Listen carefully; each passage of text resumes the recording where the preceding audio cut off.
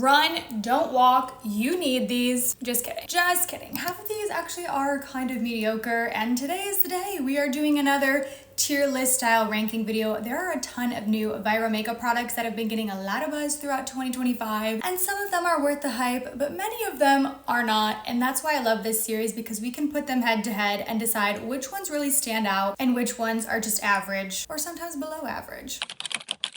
So this is the tier list ranking category that we use. If you haven't seen one of my tier list videos before, everything's gonna go in one of these spots, but let's jump straight into it with a newer to me product that I certainly have some thoughts on. This is the new Face Bond Luminizer from Urban Decay. The internet seems to really love this glowy primer along with the corresponding foundation. I feel like both of them have been getting so much buzz. I actually got this from a friend who got it in PR and passed it on to me, and I have to say right from the start, the packaging on this is so underwhelming, especially for the price. Everything about this packaging wise is drugstore in my eyes. Like, it looks very drugstore. Granted, drugstore packaging has gotten more elevated these days than it used to be, but nothing about this.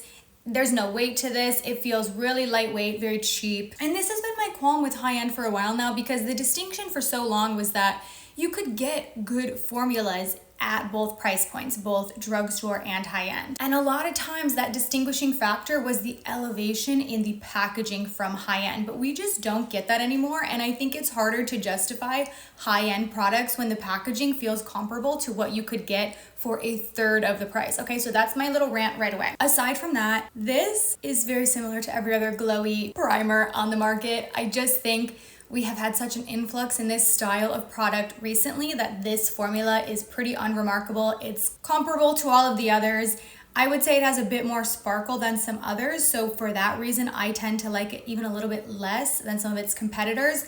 I'll put some swatch comparisons on the screen just so you can kind of see the luminosity level of this compared to some other similar products out there. But I really don't get what the buzz is about on this. And again, I actually find it a little too sparkly. So we're gonna kick the video off right away actually with an I don't get it. I think it's an underwhelming product in general. And I'll just say, if you already have this type of glowy primer or like liquid highlight style product, you don't need this. So many of them look similar on the skin, especially if you're using this as a primer step and putting a foundation over top of it. You're not going to see much of a difference between them. It's like you have one, you have them all. I just don't find this to be anything special. Almost all of these launched in 2025, but a few of them were technically 2024 and have gone popular or more popular throughout 2025.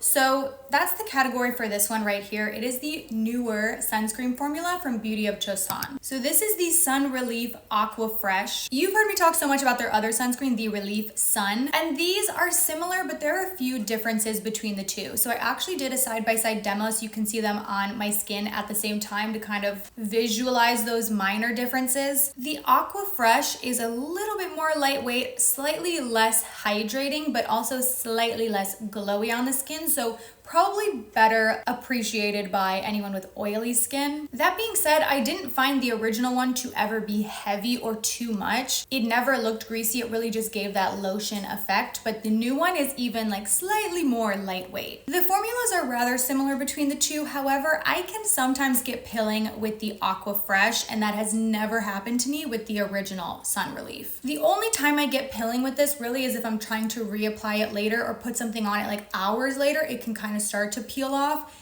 That has never happened to me with the original, so for that reason alone, I prefer the original over it. Also, because I do have dry skin and I just love hydration wherever I can get it, I like that the original is slightly more hydrating. So they're rather similar for the most part, but given the choice, I would still pick the original. I have gone through, I believe, 3 tubes of the original. It's my holy grail. It is my favorite sunscreen that I have found. This one is also great, but not quite as good as that other one. I know I'm gonna get some questions about availability because I know it's getting harder to get your hands on certain sunscreen formulas here in the US.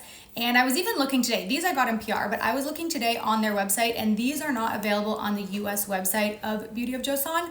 But I have heard from other creators recently that they've been able to successfully order this formula from Olive Young. That is at least what I know of as of today. But if you can get your hands on these, and specifically the original one, I would highly recommend it. This is the best sunscreen formula, but okay. The new one. I'm debating between I'm impressed and worth the hype. I'm gonna say I'm impressed because I don't think it is quite as good as this other one, but it's still a fantastic formula that I would recommend. A random product that I have been noticing everywhere. I've seen so many creators talk about, not sponsored, just talking about 24/7 saying this is the best brush. This one from Makeup by Mario. I feel the same way. I've spoken about this in videos before, but this is the F4 dual-ended brush from Makeup by Mario. And I will rank this one right away, and I will say that this is worth the hype. If you are looking for an all-in-one brush, truly, this is the best that I have found. It's very similar to like the F1 from BK Beauty. Sigma has a similar brush. Like this style of slanted, dense brush has been really popular in the last few years, but this is actually the best one that I've found because on one side, you have the slightly smaller, slightly more dense option, and then you flip it over and you have a larger surface area that's a little bit more fluffy. So when I was just on a trip, just got back. This was the only brush that I brought outside of eye brushes. So I was like, this is all I need because I apply my foundation with the small side and then stipple it in with the big side. Any cream, blush, or bronzer, I'm tapping in here. If I want to apply powder, I'm using the big side. I can do my full face with this brush. As random as it is, it's probably my #1 recommendation from the brand Makeup by Mario. Like, it's such a good brush. Shall we talk about perfume? Specifically this one, I want to rank this one, but I'll briefly mention these because all three launched at once. This is the most recent launch from Sol de Janeiro. These are limited edition Danza Mistica, Flor Mistica, and Aqua Mistica. My first thoughts on these was that they were underwhelming for me. I love Sol de Janeiro and specifically their body mist, but I don't find any of these to be that enticing to me. If you're looking for a Sol de Janeiro recommendation, I would direct you towards their permanent line. Specifically number 40, that is my top. They have not launched anything in my opinion that has topped that. That is the best scent in the lineup according to me. But with these newer limited edition ones, I don't necessarily recommend them. The one that I've been seeing talked about the most is this pink bottle Flor Mistica. I was expecting this to be a lot more floral the first time that I got it in my hands, and I'm like, wait, this scent for me is straight coconut. So if you are a fan of that, you would probably love this. I do think there is an audience that would be drooling over this perfume, but it is just not me. I really think of coconut as like the banana of perfume. You know when you're making a smoothie and you put banana in and suddenly it's like a banana smoothie, like that's the only flavor you're going to get. Generally, that's how I feel about coconut as a note in perfumes. It is very rare, for the most part, that coconut is a scent in a perfume and that you can really smell anything else. And that's the case with this. It's straight coconut. It just smells beachy like a sunscreen. So if you're into that, you might like it. It might be beautiful for a pool day. It lasts well, but scent-wise, it's just not something that I like. So for my personal preference, I'm gonna have to rank this under I don't get it. Okay, next up in the hot seat, the new blushes from Saie. Baked blushes have been having a moment for the last year. A lot of brands have been launching a similar formula where it's this kind of glowy highlighter-esque blush. And generally I do like this style of products. I feel like it has some like multi-purpose use to it where you don't need a highlighter, not that you ever need a highlighter, but it at least brings some luminosity to the cheeks without that additional second step. We've seen so many of this recently from Kosis, Rare Beauty, a lot of drugstore brands like Essence, Milani. Like this style of blush is relatively available. And that's factoring into my opinion a lot here because the drugstore has been doing this type of blush successfully for quite a few years. It really feels like it's just like high-end catching up. And I don't think you necessarily need to purchase a high-end option to get this type of baked glowy look. That being said, this is a good formula. It wears the way I expect it to wear. And this shade in particular, Chow, I have really been liking. I saw someone mention using this as like a bronzer shade all over the skin. And if I use this with a very light hand, it's perfect for that, even to just kind of like dust up on the temples and around the forehead. This for me was a pretty standard launch. Again, it performed the way I was expecting it to. It's not underwhelming, but it's not a standout in any way. So I'm gonna put this in the category of it is average. Okay, sticking with blush. You might already know my ranking on this, but I did want to include the new blushes from Glow Recipe. Well, they don't call them blushes, they call them flushes, but this has been very buzzed about in 2025, and I haven't particularly enjoyed this product. It is a serum-y blush that the brand describes as kind of having skincare benefits to it.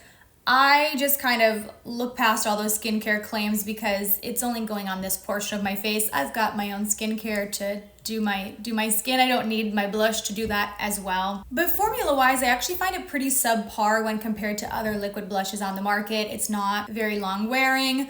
I also find that it doesn't always sit very well on my skin. It can disrupt other products, especially if you're trying to pair it with a full face of makeup like foundation, concealer. It can pick things up, it can move them around. I think if you're looking for a liquid blush, I recommend just leaning all in and getting a real liquid blush versus this one that's kind of supposed to do skincare, but then because of that, it's lacking when it comes to the makeup performance and it doesn't wear as well. Like, I'm putting this in They Lied to Us, really. Like, I think this was a pretty big disappointment for me. Glow Recipe makes a lot of my favorite products, especially the dewdrops and all the different variations like the pink and the bronze, but this just has not lived up to other products that they have launched. Okay, a few from e.l.f. The powder. I do feel like everything from e.l.f. does just kind of go viral because they're a well-loved brand. The price is a lot more accessible than other beauty brands. This actually was a little bit polarizing. I've seen a lot of people that love it and a lot of people that do not love this product. What I will say about this powder is that it's great for finishing, it's bad for setting. So I like using this as a final step or even as a touch-up step. So like right now, it's very humid today, it's raining today, it's gonna rain every single day this week. So I could just take a little bit of this, again with the one and only Makeup by Mario brush, and just kind of tap that in this area where I'm starting to get a little glowy. I feel like this just blurs everything out a bit without packing on too much coverage. It's not heavy. It's not necessarily gonna set my makeup in place, but it's going to refresh it or finish it, you know? That being said, don't try to use this to set your face. Do not go in with like a powder puff onto this and tap it onto your face.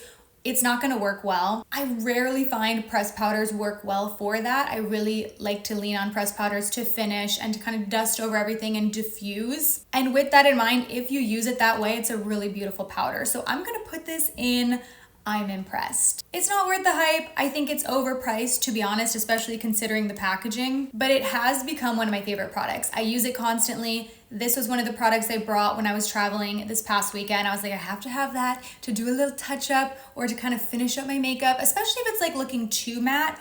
As someone who loves powders, I know it feels maybe a bit ironic to put a powder on top of a powder to make it look less powdery, but somehow it does that, and it's a beautiful product. Okay, I guess we'll stick with powders. Another very well-loved powder by the internet is this one right here from Kosis.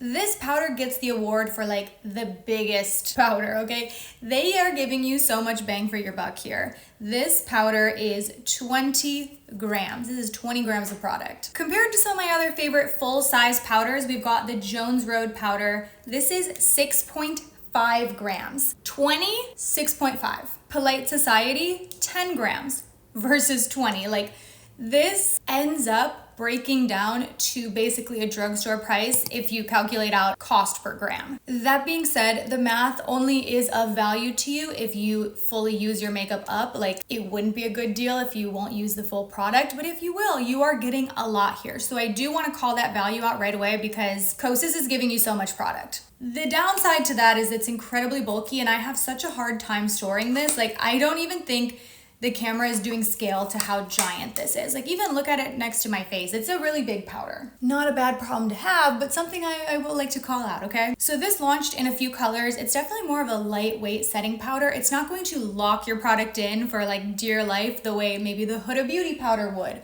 or the Polite Society powder. It is not heavy duty. It is lightweight. You know, the name is Cloud Set, and I think that imagery really describes this product well. That being said, I tend to prefer a powder that does a lot of locking in, okay? I like something really intense, and this is something I'm reaching for when I don't want something so much. Like, as we're getting into the summer now, I'm probably gonna put this in the back of my drawer. I might return to this in the winter, but in the summer is not what I'm going to be leaning on. That being said, it is very blurring, it is not heavy, and it does lock your product in, just not in the extreme way some other powders can. So for that reason, I'm gonna put it under I'm impressed. I think this is a very good powder and it does what it is supposed to do. And if you're looking for that more lightweight blurring option, like, you will probably love this. Returning to perfume, I guess those were body sprays. Now we're actually doing a true perfume. This is Glossier You Fleur.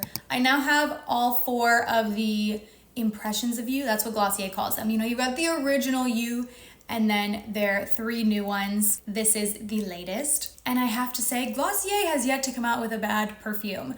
I didn't think I would like this one because I'm not into florals, but I don't think this is super distinctly floral. That in mind, if you do generally love a floral perfume, maybe check this one out before buying it. I don't ever recommend like blind buying a perfume, but this one is not at all your typical floral, okay? I've been wearing it so much recently, I really regret buying the mini. I really probably should have opted for the full size. It's $78 for the 50 ml or $32 for the 8 ml. And I'm doing the math in my head now and I'm like, wow, if I knew I was going to love this as much as I do, I actually would have bought the full size. So I guess that leads you to know where I'm going to rank this in Worth the Hype. And you might be asking now like where I rank it against the other Glossier perfumes.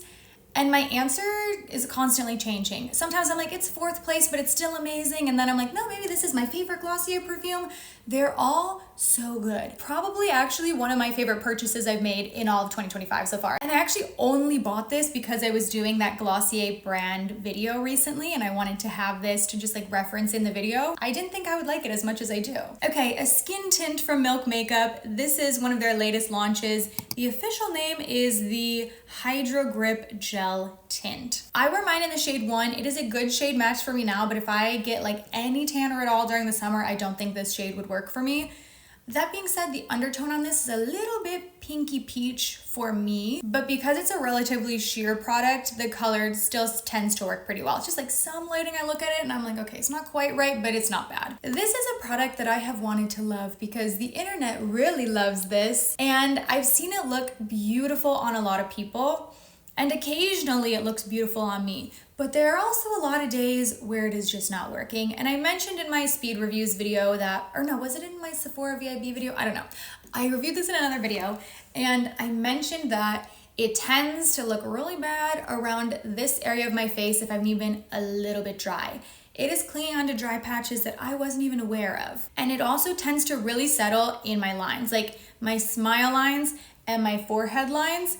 It is not the only foundation that will settle in my forehead line, but this one seems to do it in a way more pronounced way than any of my other foundations. Like I remember looking at myself in the mirror one day after wearing this, thinking it looked nice because when I put it on, it looked beautiful. And then I look in the mirror and I'm like, oh my gosh, it is all just clumped up in my forehead line. So I'm really struggling to rank this one because part of me is hearing the way I'm describing it right now and I'm like, it really should go in, I don't get it. But there have been days that I've worn this and thought it looked really, really beautiful. It just tends to depend on where my skin is at. So I think I have to put it in I don't get it. That being said, sometimes it looks really beautiful, okay? Unfortunately, that is the truth for me. It is a really hit or miss product and it's dependent on where my skin is that day. But I have a lot of foundations that look good regardless of where my skin is, so I just can't recommend this one knowing all of that. Okay, when I was thinking about what I have seen as like really popular, really viral in 2025, an overall theme I've noticed is red light, like LED masks in general. There's always been some buzz on that style of like beauty tool, but in this year in particular, so many brands are launching them. Anecdotally, I've heard from so many friends in my personal life and subscribers saying that you are just now like getting into red light therapy. And the red light mask that I have tried is the CurrentBody one. This is not sponsored. I have done a sponsored video with CurrentBody before. This is not sponsored. It looks terrifying when you see it right here. I said in my 2025 predictions video that this was gonna be the year of at-home tools.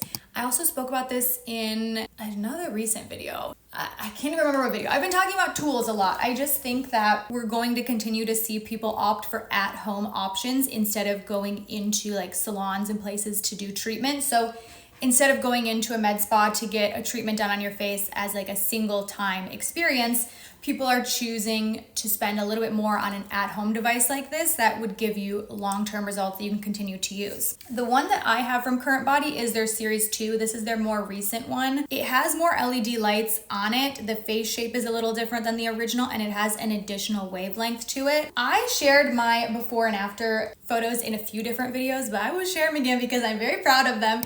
I love doing this. Even my friends, I had some friends visiting a week ago, 2 weeks ago. And when they were here, I was like, do you guys mind if I do my red light mask? Like, I just look forward to doing it every single night because my results have been so visible. Like, it just texture, glowiness, like brightness of my skin, even texture. So I can't speak to all red light masks. Again, I'm kind of like, I wanted to throw this in because I feel like that style of product has been really popular. That being said, you do have to make sure you're buying one that is the correct wavelength, the correct intensity, the correct distance from your face, so I would do your research, but the one that I have tried, worth the hype. I don't see myself ever stopping using this. Another e.l.f. product, we know this is the internet's darling, the brand e.l.f. And this was technically a 2024 launch, not 2025, but I've been seeing it still quite popular this year, so I wanted to throw it in. These are the Fine As Fleck eyeshadows, e.l.f.'s answer to Urban Decay. We know e.l.f. dupes a lot of high-end brands, and these are supposed to be similar to the Moon Dust shadows. I will say similar is the key word here. This is not an exact dupe. The sparkle is very different than the Urban Decay Moon Dust shadows because they're a little bit more fine, you know? The name is Fine As Fleck, and I think that describes it well. They're not as chunky, glittery as the Urban Decay ones. And because of that, I think if you love the Urban Decay Moon Dust shadows and specifically Space Cowboy, you could be underwhelmed by these if you're expecting them to look the same because they don't have that same like vibrant, chunky sparkle look. These are a little bit more wet in the look, not the feel. They don't feel wet, but they look a little more wet on the skin. It's a little bit of a more refined, smaller sparkle, but it's still a beautiful sparkle and it looks so luxe, especially for that $6 price point. So do I think they nailed the dupe? No. But do I think it is a great shadow from the drugstore for $6? Yes. I think even at a high-end price, this would still be a formula that I would be recommending. So I'm gonna put this in the category of I am impressed. Let me know if you agree with my rankings. I hope you enjoyed this video. Thank you so much for watching, and I will go ahead and see you in my next one. Bye.